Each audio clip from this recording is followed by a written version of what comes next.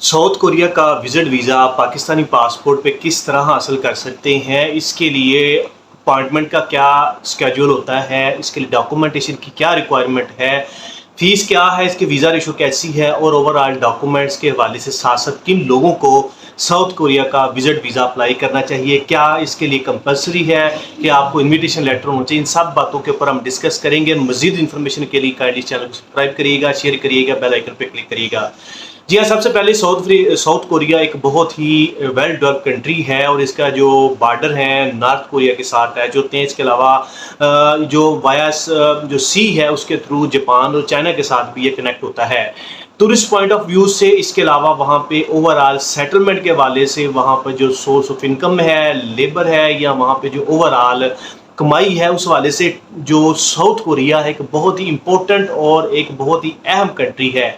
वहाँ पे on an average जो पर्सन है, जो लेबर भी कैटेगरी, उसकी भी सैलरी यहाँ ओवरऑल है 6 से 7 लाख के दरमियान होती है ऑन एन एवरेज।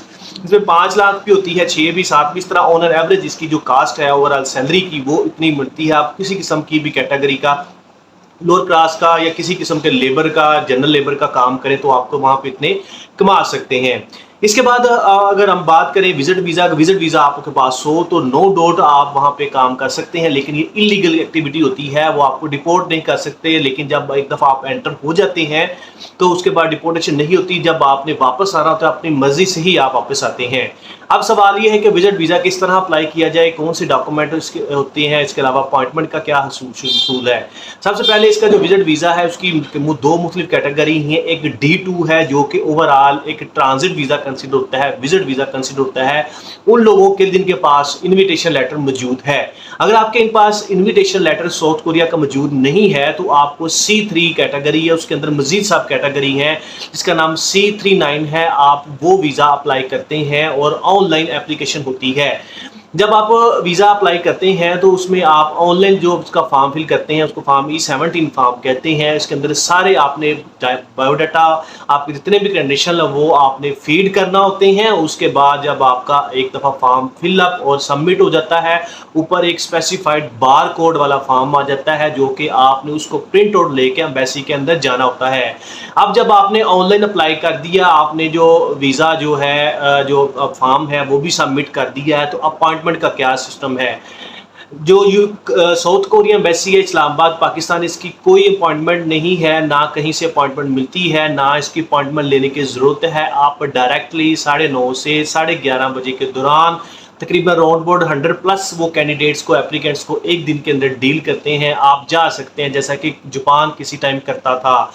आपने जितने भी डॉक्यूमेंट्स हैं उनको प्रिंट आउट लेना है, इसके साथ बैंक स्टेटमेंट है, आपकी होटल बुकिंग है, फ्लाइट रिजर्वेशन है, इसके अलावा आपका सोर्स ऑफ इनकम क्या है, आप जॉब करते हैं या आप बिजनेस करते हैं, बिजनेस के डॉक्यूमेंट, जॉब का एम्प्लॉयमेंट सर्टिफिकेट, NOC वगैरह, ये सारी चीज़ें लेके आप मंडे टू फ्राइडे किसी भी दिन 9:30 से लेके 11:30 के दौरान एम्बेसी में जाके अपनी फाइलिंग सबमिशन करवा सकते हैं। उसमें आपसे जनरल सी क्वेश्चनिंग करते हैं। इसके अलावा जब आप वहाँ पे जाते हैं तो ऑन द स्पॉट ही आपको फ़ीस पे करना होती है। फ़ीस भी इसकी बहुत ही कम है, तकरीबन $40 उन्होंने आपको फ़ीस पे करना होती है, जो कि राउंड अबाउट 12 से 13 हज़ार समथिंग रुपीस बनती है। आप इतने फ़ीस पे करते हैं। और सबसे अहम ख़ास बात ये है कि जब आप वीज़ा अप्लाई कर चुके होते हैं, सबमिट कर चुके होते हैं, तो आप डेली बेसिस पे अपनी फ़ाइल जो होती है, अपनी जो आपका जो स्टेटस है उसको ट्रैक कर सकते हैं ऑनलाइन। अब घर बैठे आपको आइडिया हो जाता है कि आपका वीज़ा अप्रूव हो गया है या आपका वीज़ा रिजेक्ट हुआ है, स्टेटस ऑनलाइन शो हो रहा होता है। ये वीज़ा जो है एक किस्म का वीज़ा होता है, लेकिन ये स्टिकर वीज़ा नहीं होता। नो डाउट ये स्टिकर वीज़ा नहीं होता, लेकिन फिर भी उस पासपोर्ट की सबमिशन या पासपोर्ट अपने पास रखते हैं। जब आपका वीज़ा अप्रूव्ड हो जाता है तो पासपोर्ट के साथ आपको एक फॉर्म टाइप वीज़ा भी प्रोवाइड कर देते हैं, जिसके बेस पे आपकी वहाँ पे एंट्री होती है। अगर आप टूरिस्ट के हवाले से एक बहुत ज़्यादा शौक़ रखते हैं तो एक डेस्टिनेशन, बहुत ही अच्छी डेस्टिनेशन है साउथ कोरिया की। आप वहाँ पे जाके वहाँ पे टूरिज़्म को प्रमोट कर सकते हैं, एक्सप्लोर कर सकते हैं, और साथ साथ अगर आप वहाँ पे सेट होना चाहें तो आप वहाँ पे सेट भी हो सकते हैं, क्योंकि वहाँ पे हाईली पेड जो कंट्री हैं जिनमें लेबर की चार्जेस बहुत ज़्यादा हैं या लेबर को बहुत ज़्यादा पर आवर के हिसाब से या पर डे के हिसाब से वेजेस मिलती हैं, उसके अंदर साउथ कोरिया भी है। इसलिए साउथ कोरिया की सम टाइम वीज़ा रेशो भी बहुत ज़्यादा फ्लक्चुएट कम ज़्यादा होती है, लेकिन सम टाइम अगर आपके पास जो इसका इनविटेशन लेटर भी मौजूद है तो वो बिज़नेस इनविटेशन या किसी भी आप फ्रेंड्स रिलेटिव को मिलना चाह रहे हैं उस बेस पे वीज़ा रेशो अच्छी होती है।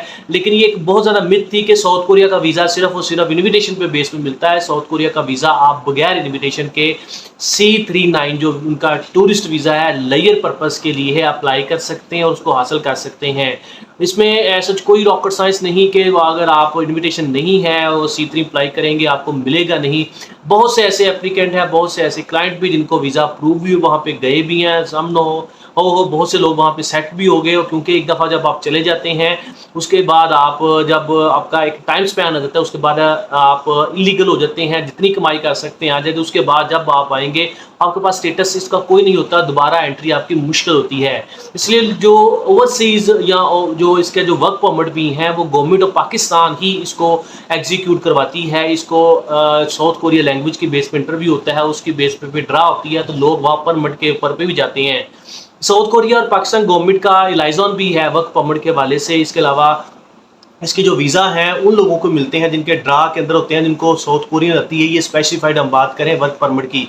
लेकिन जो विजिट वीज़ा है, विजिट वीज़ा के लिए ऐसा लैंग्वेज बैरियर, लैंग्वेज की प्रोफिशेंसी या उसके लिए कंपलसरी कुछ नहीं होता है। आप सिंपल एक टूरिस्ट के तौर पे जा सकते हैं, या अगर आप साउथ कोरिया को विजिट करना चाह रहे हैं, आपके लॉन्ग डिस्टेंस जा रहे हैं लाइक ऑस्ट्रेलिया, कनाडा, अमेरिका या किसी भी शेंजन स्टेट कंट्री के, तो आप वहाँ का ट्रांजिट भी ले सकते हैं जो कि D2 कैटेगरी के अंदर है। ये वो सारी इन्फॉर्मेशन है साउथ कोरिया के वाले से जो आपसे शेयर की है। मजीद तरह की इन्फॉर्मेशन के लिए हमारे चैनल को जरूर सब्सक्राइब करिएगा, शेयर करिएगा। अल्लाह हाफिज़।